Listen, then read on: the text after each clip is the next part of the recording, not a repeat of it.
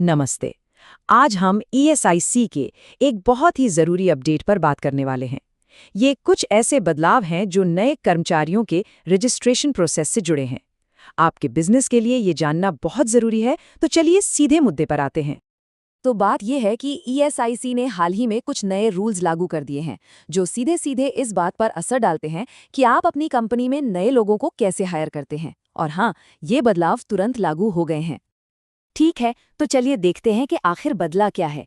सबसे पहला और सबसे बड़ा बदलाव है कुछ ज़रूरी डॉक्यूमेंट्स को जमा करने को लेकर। अब से जब भी आप किसी नए एम्प्लॉई का ईएसआईसी आईपी कार्ड बनवाने जाएंगे, तो आपको इन 3 सरकारी डॉक्यूमेंट्स में से कोई एक देना ही होगा। या तो पैन कार्ड, या ड्राइविंग लाइसेंस, या फिर पासपोर्ट। और ये देखिए, ये कोई हवाई बात नहीं है, ये सीधा ईएसआईसी के ऑफिशियल पोर्टल का स्क्रीनशॉट है। अब जब आप आइडेंटिफिकेशन टाइप चुनेंगे तो आपको बस यही 3 ऑप्शन दिखेंगे। मतलब अब ये ऑप्शनल नहीं, बिल्कुल मैंडेटरी हो गया है। अब आते हैं दूसरे और सच कहूं तो सबसे जरूरी बदलाव पर। ये जुड़ा है टाइम लिमिट से, और इस पर तो आपको तुरंत ध्यान देना होगा।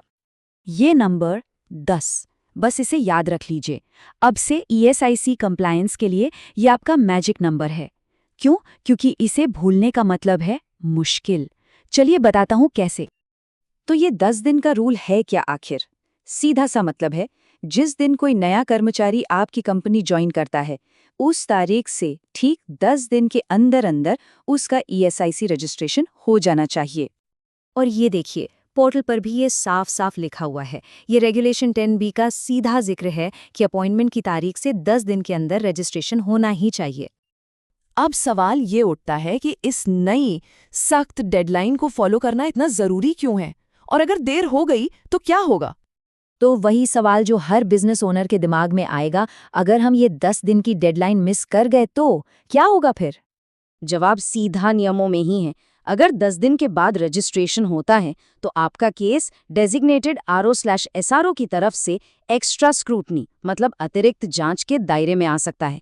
और यकीन मानिए, ये वो सिरदर्द है जो कोई नहीं चाहता।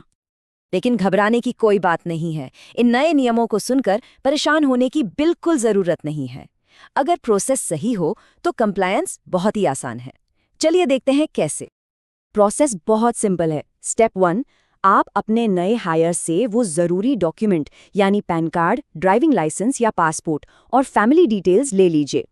स्टेप 2, और ये सबसे ज़रूरी है, वो डॉक्यूमेंट्स हमें तुरंत भेज दीजिए। और बस स्टेप 3, बाकी सब आप हम पर छोड़ दीजिए। हम ये सुनिश्चित करेंगे कि रजिस्ट्रेशन 10 दिन की टाइम लिमिट के अंदर हो जाए। लॉ प्रोफेशनल्स में हमारा काम ही यही है कि आपके लिए कंप्लायंस को सिंपल बनाएं। अगर आपके कोई भी सवाल हैं या इन नियमों को लागू करने में कोई भी मदद चाहिए, तो आप बेझिझक दिए गए नंबर पर अनिल गोला से संपर्क कर सकते हैं। और आखिर में बस एक सवाल आपके लिए, क्या आपकी कंपनी की ऑनबोर्डिंग प्रोसेस इस नए बदलाव के लिए तैयार है?